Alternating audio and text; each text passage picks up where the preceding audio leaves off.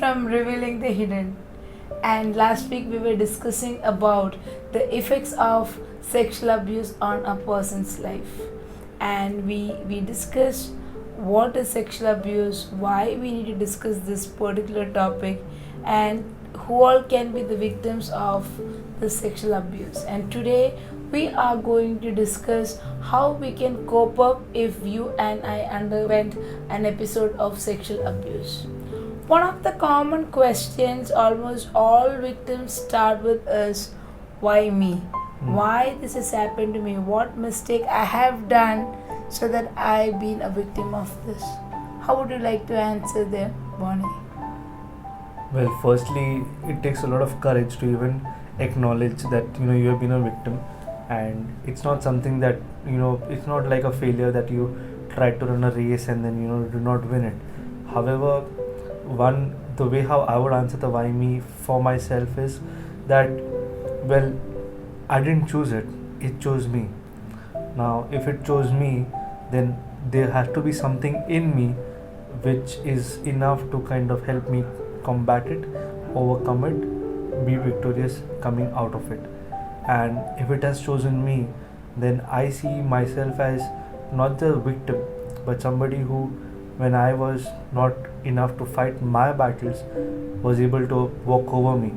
But when I acknowledge that I have been walked over, I get up, I stand up, I make my legs strong, and I start doing the run that I'm capable for. See, when I realize why me, I kind of realize that yes, I have enough strength to come out of that situation. I have enough strength to come out of that difficulty. I have enough strength to come out of that pain, because where they say that pain happened, it pushed me down, but that same pain is now going to motivate me to explore my possibilities. Very positive way of encouraging myself. Why me? But if you think about why me, I counsel number of people regarding the same. No one will open up about this incidents of sexual abuse in the childhood. But whenever I understand a person is very much confused and struggling with his own or her own emotions and not able to adjust with any kind of relationship, I ask them, have you been been to a sexual abuse anytime in your childhood? So they immediately ask me, how did you understand? But then I speak, practice or experience make me to ask you this question, because it's a common trendy pattern. What I have noticed that in the older age, or when you reach a youngster or a young adult, what can be the possible impact of the sexual abuse on you? So same way I'm able to relate that thing. Anyone who has been to a victim of sexual abuse, start a point, this sexual abuse is the reason for them, for the entire all the behavioral patterns. So I understood that, suppose if I'm the victim has been in my childhood, I find myself that because of someone else's activity on my life, my entire life has been shattered. True. So I would say this much important is that sexual violence on that person's life. True. So we need to discuss in detail why me in this. Understand you are not only the one person. I've seen n number of people has undergone sexual abuse mainly by the trusted people, so that they are not able to come out with to their platform. Father have done, brother have done, teacher have done, or the neighbor has done, or the caretaker has done.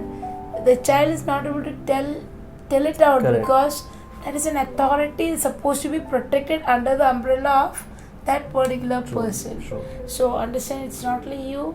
There are so many people all are mum about it. Some strong men and women and come up and said that I had been a victim, I moved out, now it's your turn to come out. So I would say, as Bonnie said, the nature has found us, or God has found us as a better person, so that I can come out of it and speak, so that the further generation will not be affected. That's why you being a victim, that doesn't mean that someone is telling that you should be the victim. By chance it has happened, but we need to come out of it. Next, Bonnie, we are going to discuss how we can cope up with this Yeah. particular accident in life, especially the effect will be seen on the later life, how we can cope it up. I think one way that I look at it is whatever happens in your childhood are foundation roots of what the fruit that you're going to bear when you grow up. Yes. And better said in another way is whatever experiences you go through in your childhood are going to shape up the expectation that you're going to live out in the when you grow up. So this experience would not be something that anybody would want to have. But now that the person has gone through this experience, it has created a temporal space where the person is locked into the situation like a time loop, and every single time any trigger that comes close to this experience, there's an unwanted resentment, shame, wanting to kind of just jump out and move out of whatever place you're in. Now these creates behavioral patterns which we need to acknowledge as a victim, or people need to acknowledge in a person, because if you don't take care of those behaviors, it's going to always impact your everyday life in the future. So one example that I want to share is, sexual abuse can be likened to you having an innocence like a glass jar or like a glass cup, and that sexual abuse is when that glass cup falls on the ground and shatters into bits of pieces. But if you kind of wait and just hope for things to get better, it won't, because the day you take the step and the day you put your step and your feet hits on the shattered glass, more than the fact of you losing the glass cup is when the shards of the glass will now start pinching into your feet and bleeding you. And the more you take the step without cleaning up the shattered pieces of glass, you will always end up walking on glass. It will always keep tearing into the skin of your soul, and you'll always be bleeding. So one way to stop the bleeding is, obviously the first step is to remove the glass, to remove the causes, because the accident of it falling has already happened. But now what you do is you remove the glasses, and then you kind of bandage your feet and then start walking again. Wounds will heal, but we need to give them opportunity. So one of the ways to cope up with this is acknowledge as to what happened in the past cannot be a time loop to be facing in the future.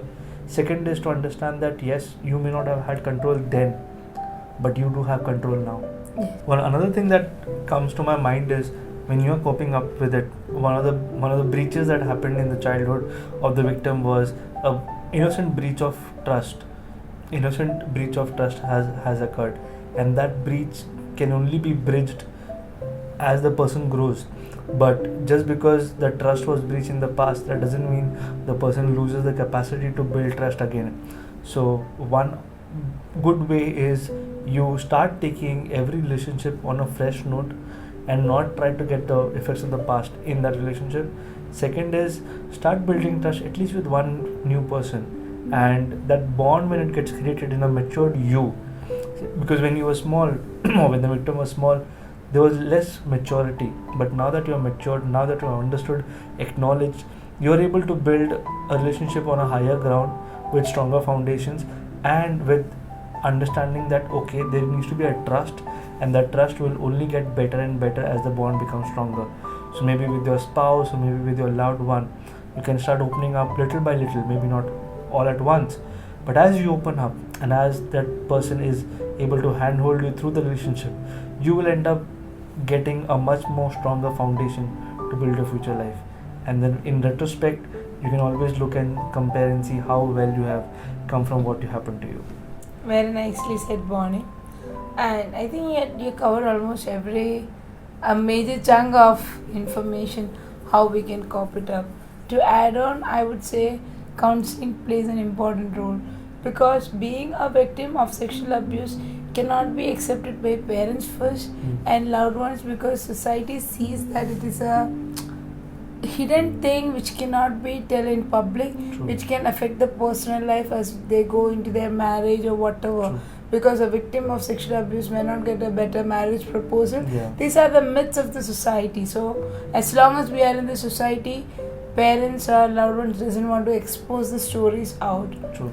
but understand, a counselor can really understand what you're going through, because he or she is trained to speak about it and is not going to make hype about it, but trying to help you how to more of True, it. true. Now the thing is, the prayer and meditation, what we do really do work for all these pains, because our pain can really taken away by prayers and reading Bible. Because if you speak from a spiritual aspect, it's written that the Jesus has been crucified, so that the blood of Jesus, it is believed and expected to clean us completely, Correct. externally and internally.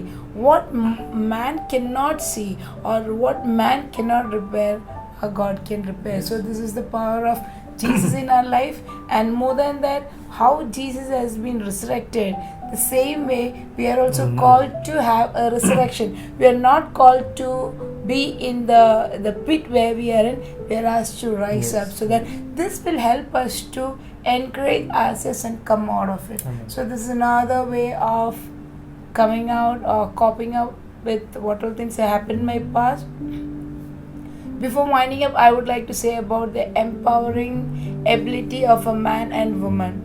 When I'm able to speak to public that I was a victim of sexual abuse and I came out of it, I empower others as a silent witness of the same that come out of it. True. Second thing, by giving them power, I am empowered that okay, my shame has been taken away. That's why I came to a platform to speak about it. So this helps me as well as you to be what? To be successful in taking steps To come ahead out. from the pain what I've gone through, the sexual abuse. In So, fact, yes, whatever yes. story you share, Yes. that story becomes an empowering stage for Yes. somebody else to climb out. Yes, very good. See, that's why most of the successful stories of women and man is more thrilling than listening Correct. to some other speech of a politician or any other normal Mhm. stories, because they literally survive through the pain. So this is also, I would say, the people those are coming out of